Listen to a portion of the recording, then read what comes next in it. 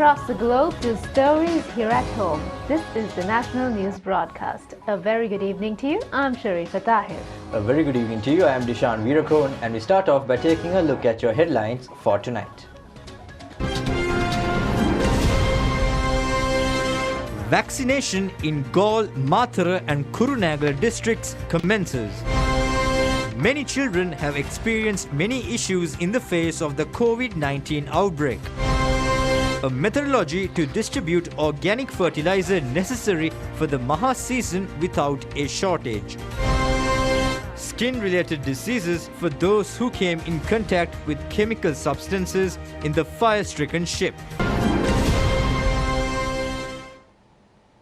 Now, in your top story for tonight, the administration of vaccines under the National COVID-19 Immunization Program was commenced in another 3 districts. Accordingly, vaccination programs have been initiated in selected areas in Galle, Matara and the Kurunegala districts.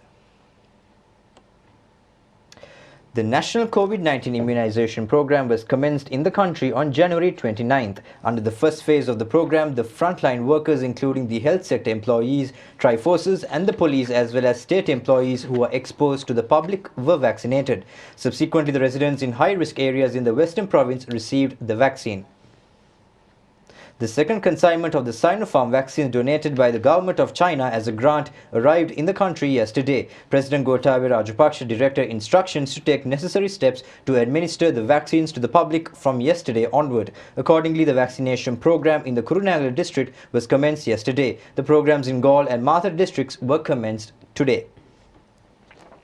The vaccination programs were conducted in 30 centres identified as high-risk areas in the Kurunegala district. The vaccination program in Kurunegala Sir John Kotalawala School was organised by Theliyagonda Grama Niladhari divisional officials. Minister Nama Rajapaksa visited 17 Gram Niladhari divisions in Kuliapitiya to observe the vaccination process.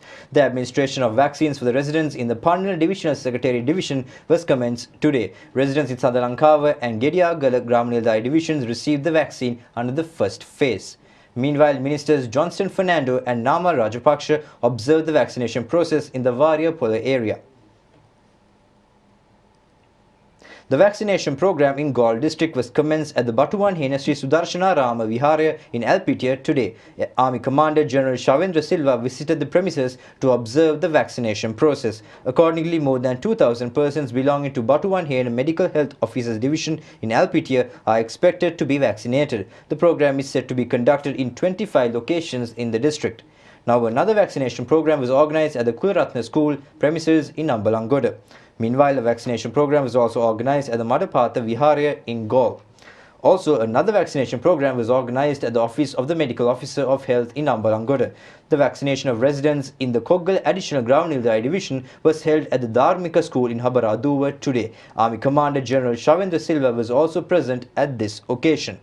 The vaccination program in Hittetiya East Division, which is considered as a high-risk area in the Matara district, was commenced at the Pushpa Rama Viharaya today. The program was organised by the Office of the Matara District Medical Officer of Health and Medical Health Officers attached to the Matara Municipal Council. Now, the vaccination of 1,610 businessmen and employees in Dambulla Economic Centre was conducted today. It was initiated with the assistance of the Sri Lanka Army. Minister Janaka Bandara Tennakone and MP Pramita Bandara Tennakone were present at this occasion. The vaccination staff of the Thambuttegam Economic Centre and its business community was held today. The program was jointly initiated by the 3rd Medical Services Brigade of the Sri Lanka Army, the Police and the Anuradhapura Health Services Bureau. Now, the American Medical Association has issued a report consisting of complete data on the 3rd stage clinical trials of the Sinopharm vaccine. Accordingly, the reports have indicated that the efficacy rate is at 100% against severe concerns of COVID-19 14 days after the second shot of the Sinopharm vaccine. Now, so far, the first dose of the Covishield vaccine has been administered to 25,242 persons. The first dose of the Sinopharm vaccine has also been administered to 3,646 persons yesterday. Accordingly, the first dose of the Sinopharm vaccine has been administered to 521,470 persons thus far. 14,984 persons have received the first dose of the Sputnik V vaccine. The second dose of the Covishield vaccine has been administered to 699 persons yesterday. The total number of persons who have received the second dose of the Covishield vaccine vaccine has increased to 341,541. The number of those who have received only the first dose of the COVID immunization vaccines is at 1,461,696. Meanwhile, 50,000 Sputnik V vaccines are expected to arrive in the country today.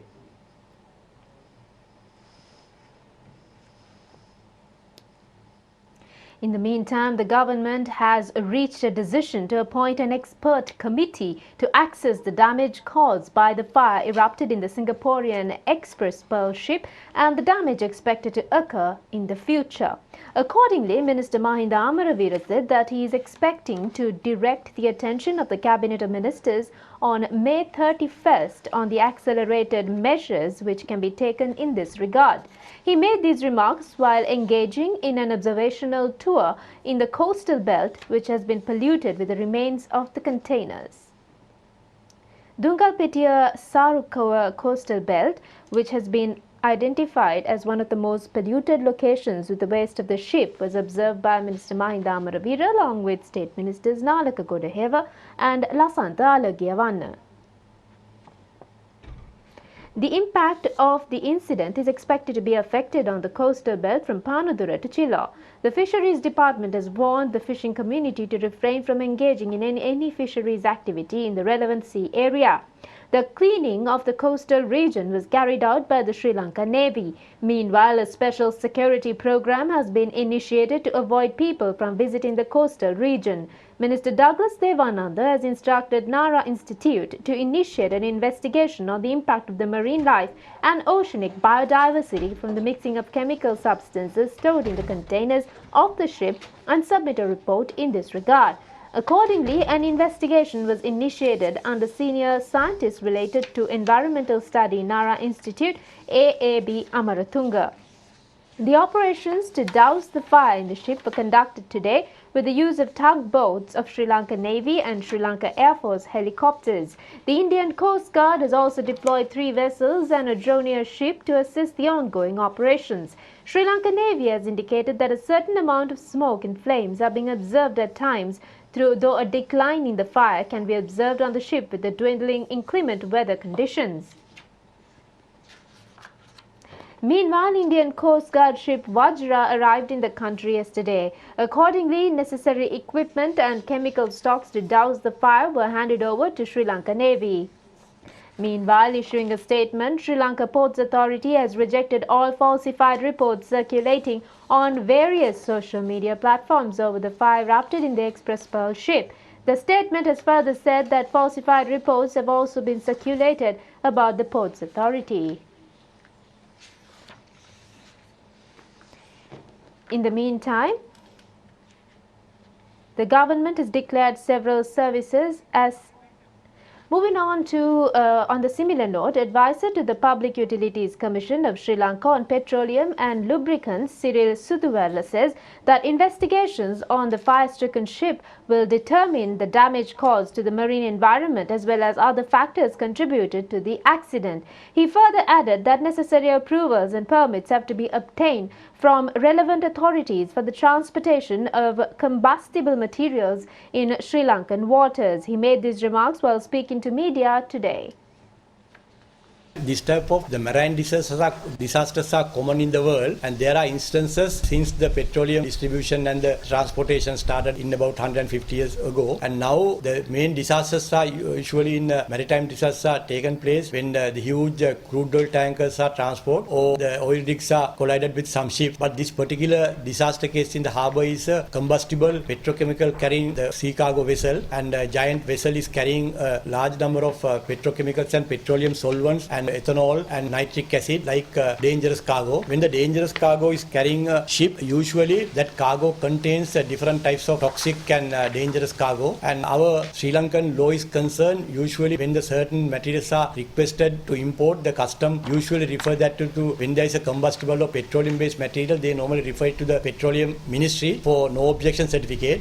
and I am also a member of that the committee. Sometimes we go case by case and give ruling that the certain what type of precautions should be taken, and there are certain materials then people import. The flash point is below ambient temperature. Some are continuously combustible, some are high pressure, some are gaseous products are pressurized and liquefied like butane, some butane small cans, propane and even methane, ethane. They are very highly combustible hydrocarbon materials, and when they compared to the petrochemical raw materials, there are about 700,000 to 1 million. The range of day-to-day consumables are manufactured using the petroleum products and the plastics and the various type of polymers. And when the raw materials are imported, or the plastics or the petrochemicals are imported, that might contain any type of chemical. So most of them are combustible because the petroleum-based or solvents and other raw materials contains different the physical properties. But when they carry, they depending on the type. For example, if naphtha is imported, somebody they will have to get the flashpoint certificate and the other certificates before they import. And some compounds like methane, ethane, propane, butane up to hexane, they should get the flashpoint certificate. And if they are contained in containers, they should get the special the labeling precautions. So if the ship carrying urine like a fertilizer, that also is a combustible material. So we don't know when the ship carrying a huge quantity of various petrochemicals, it might contain organic, inorganic and various type of even radioactive chemical may contain. So when this type of disaster took place, so the fire would have taken without investigation. Nobody can predict it. Sometimes maybe due to carelessness of the ship owners or the crew. If highly combustible material stored in a wrong place, it might catch fire initially. When the fire starts, it might spread very quickly. How it starts is to be investigated. This type of materials are imported to any country. There are standard procedures. They will have to get the clearance from the respective authorities before importing it, and the ship owners and the cargo agents also must take care of it. I don't know in this particular ship if the consignment is meant for the Sri Lanka, so most of the materials would have obtained the approval of the relevant authorities. In the meantime, President Gotabaya Rajapaksa instructs the relevant officials to take steps to provide organic fertilizer required for the Maha season to farmers without any shortage. Now, the President also emphasized the importance of implementing a comprehensive mechanism in consultation with all sectors in this regard. The President gave these instructions during a special discussion held with the officials of the Ministry of Agriculture and the organic fertilizer manufacturers at the Presidential Secretariat recently. The Vistas of Prosperity and Splendor policy statement ensures the people's right to a non-toxic diet to create a healthy and a productive citizen. In order to make this a reality, the President's objective is to transform the entire agricultural sector of the country to use organic fertilizers. President Rajapaksa pointed out the need to achieve this goal, which aims for the benefit of the future generations without causing any hindrance to the farmers. For this purpose, the production capacity of organic fertilizers should be increased. The President instructed the officials to import the required quantity of high-quality organic fertilizer if the quantity of fertilizer produced locally is not sufficient. Fertilizer manufacturers said that the total amount of organic fertilizer required for agriculture can be produced locally within a few seasons. The government spends a large amount of funds annually to import chemical fertilizers. The President said that this amount could be used to encourage the production of organic fertilizer. It was revealed at this discussion that the Ministry of Agriculture has taken a number of steps to make the program a success. State banks have also come forward to offer low-interest loans to make the project a success. Plans have been made to educate the agriculture instructors and agriculture research officers at district level on the use of organic fertilizers. The ministers in charge of the subject pointed out that the mechanism required to purchase organic fertilizer produced in all parts of the country by the National Fertilizer Secretariat and to distribute the fertilizer based on the type of crops including paddy has been formulated. The President instructed the officials to inspect the soil at the rural level prior to the Maha season and obtain a report on the amount of fertilizer to be applied. Minister Mahindananda Alutgamage, State Ministers Mohan De Silva, Shashindra Rajapaksa, Secretary to the President's P.B. Jayasundara, Secretaries to the ministries in charge of the subject and manufacturers of organic fertilizer were also present at this discussion. In the meantime, the government has declared several services as essential services for the conduct of ordinary public life. The relevant Gazette notification in this regard was issued today in accordance to instructions directed by President Gotabaya Rajapaksa. In accordance with the Essential Public Services Act number 61 of 1979, Secretary to the President, Dr. P.B. Jayasundar, has issued this notification. Accordingly, services provided by any public corporation, government department, local authority, cooperative society, or any of its branches as mentioned have been declared as essential services. Accordingly, all services of any description carried out or required to be carried out by or in connection with the Sri Lanka Ports Authority, the supply and distribution of all fuels including petroleum products and liquefied gas has been considered as essential services. Also, all services of any description necessary or required to be carried out in connection with the discharge, carriage, landing, storage, delivery and removal of oil or fuel from vessels within any port for the purposes of the Customs Ordinance have been deemed as essential services.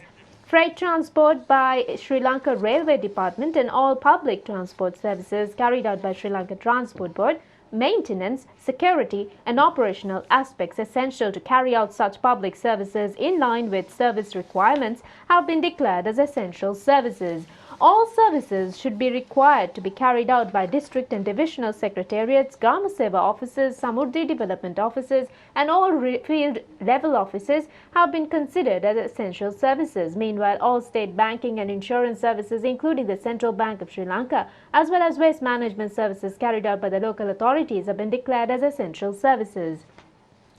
1,782 COVID-19 patients were detected today. 1,411 fully recovered patients have left the hospitals today. Accordingly, the total recoveries in the country has increased up to a total of 143,789. 28,972 COVID-19 patients are still receiving treatment in hospitals. 350 jumbo oxygen cylinders ordered by the Medical Supplies Unit have been received by the unit today. 29 COVID-19 related deaths have been confirmed yesterday. The deaths have occurred between the period 20th and 26th of this month. Accordingly, the total number of COVID deaths have increased up to 1,298.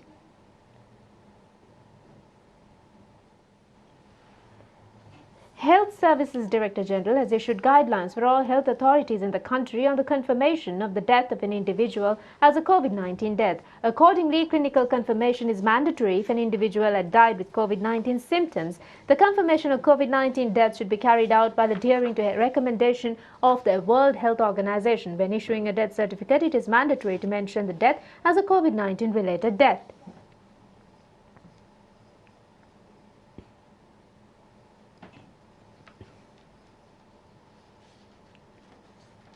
Meanwhile, a motorcycle brigade has been established by Sri Lanka Army to monitor those who violate quarantine regulations in Matare district. The brigade consists of 60 members.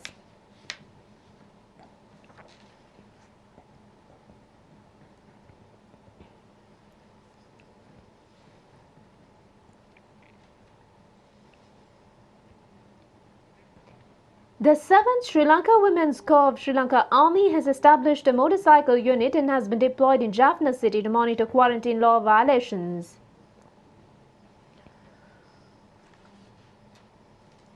Meanwhile, 587 persons have been taken into custody in the last 24 hours for violating quarantine regulations. Now, the inaugural ceremony of the Buddha Rashmi National Vesak Zone established at the Hunupitiya Ganga Rama Temple in Colombo was held last evening with the participation of Prime Minister Mahinda Rajapaksa. After arriving to the Ganga Rama Temple and engaging in religious observances, Prime Minister Mahinda Rajapaksa and his spouse Mrs. Shiranti Wickramasinghe Rajapaksa also participated in a program to award educational scholarships for 100 novice monks. Chief incumbent of the Ganga Rama Temple, Venerable Dr. Kirinde Asajithera, delivered a sermon during this occasion. The chief incumbent said that the public will not be able to witness this year's Buddha Rashmi National Vesak Zone. Chief Sangha of United States of America, Venerable Valpula Piyanandathera and the Mahasangha were present at this occasion. නොහැකි බව දැනුම් දුන්නා. ආමරිකා එක්සත් ජනපදයේ ප්‍රධාන සංඝනායක ආචාර්ය පූජ්‍ය වල්පොල පියනන්ද හිමි ප්‍රමුඛ මහා සංඝරත්නය මේ අවස්ථාවට වැඩම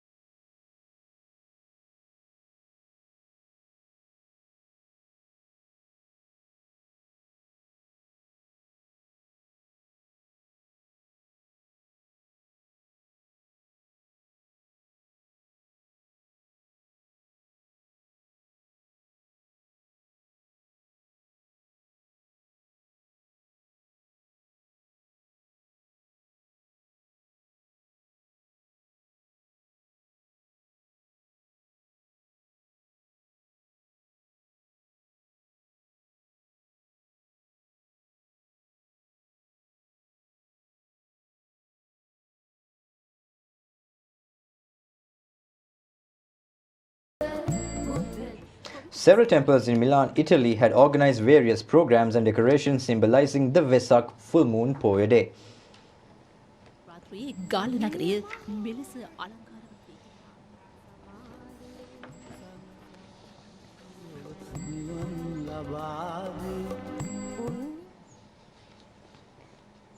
Speaker Mahinda Yapa placed his signature officially for the Colombo Port City Economic Commission Bill. The relevant bill will be effective from today. Parliamentary debate on the Colombo Port City Economic Commission Bill was held recently. During the third reading, 149 parliamentarians voted in favour of the bill with 58 against. Accordingly, the Colombo Port City Economic Commission Bill was passed in the Parliament with a majority of 91 votes along with the Supreme Court determined amendments. The communication unit of the Speaker said that the relevant bill will be effective from today. Meanwhile, the Met Department says that the wind speed over the country can increase up to 30 to 40 kilometers per hour in the next 36 hours. Also, wind speed can increase up to 50 kilometers per hour at times in the western slope of the Central Hills, northern central and northwestern provinces and in the Trincomalee and Hambantota districts. Meanwhile, many houses in various parts in the country have sustained damages due to the prevailing inclement weather condition.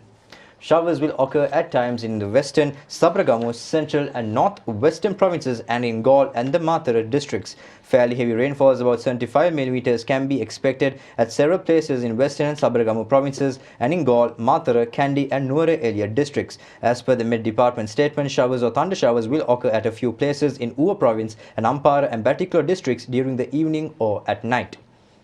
A house in Darshanapura village in Madirigiriya Polonaluva has been damaged due to a strong wind which had passed across the village recently. None of the family members in the house have been injured from the incident. Meanwhile, the Madirigiriya Divisional Secretary has taken steps to investigate the damages and provide relevant reliefs accordingly. Meanwhile, several houses in Ankokkawal, Akmimana has sustained damages due to the prevailing weather condition. Also, a vehicle has been severely damaged after a tree had fallen on it while being parked near a house. Another house in the Happitia area has been damaged due to the heavy rains and windy conditions that occurred in the Nelvu-Moravaka area. The vehicular movement in the Mavita West Batuvangala road was also hampered due to the emergency situation that occurred in the area. The water level in Mausakele and Kasari reservoirs had reached the maximum capacity after Keselgamu Canal and Muskelia Canal, which supply water for the reservoirs, had reached their spill levels due to the heavy rains. In the meantime, Assistant Director of Disaster Management Centre Pradeep Kodipilli made these remarks regarding the prevailing weather situation in the country.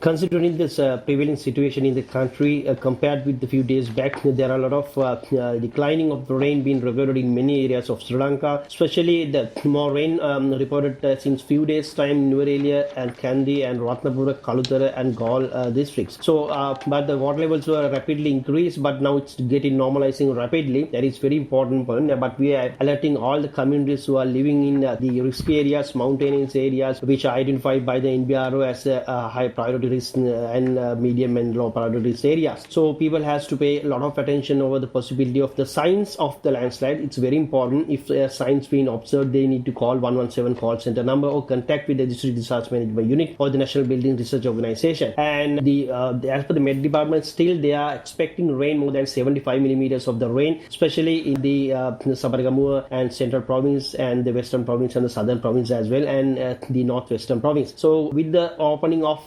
these spill gates, we have been continuously alerting all the communities who are living beside the irrigation canals and all, and that need to keep these alerts continuously. We are always contacting with the technical departments and the agencies and the irrigation department and all, and get the information and analyzing and giving the early warning for the vulnerable communities in 24/7 basis through the Emergency Operations Center of the Disaster Management Center. And our 117 call center is completely open with 3 languages. People can access with in 3 languages, so that is very important point, and free of charge they can access for the relief matters and all that. The relief officials under the supervision of the district secretaries, and they are standby and they are doing and surveys and doing all these relief matters, relief things at the ground level. So and if any further requirement, that they will attend as soon as possible with the instructions of the Director General of the Disaster Management Center. So still they are working continuously in the ground level as well, and again alerting the coastal community communities from the Nigampu to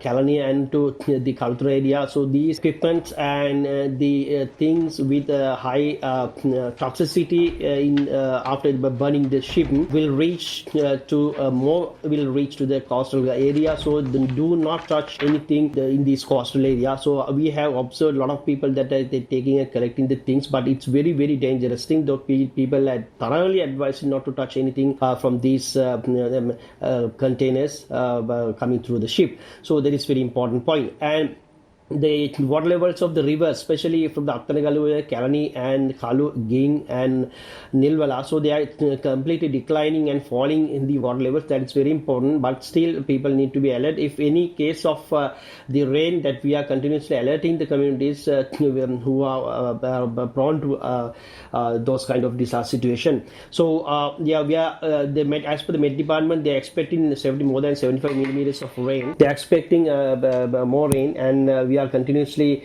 alerting with their technical information. This is very important point. They are expecting rain in western and Sabaragamu and northwestern and southern provinces still, and because of the side effect of this cyclonic situation. However, we are contacting all the stakeholders and the technical departments and all, and we are analyzing the data, and we are continuously alerting the communities if needed.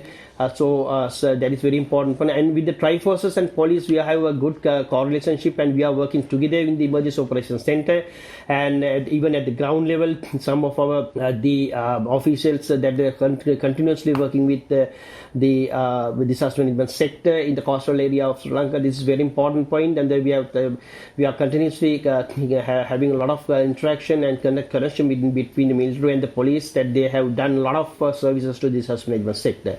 And again, we are alerting the communities. 117 call center is completely open, then they can access via 117.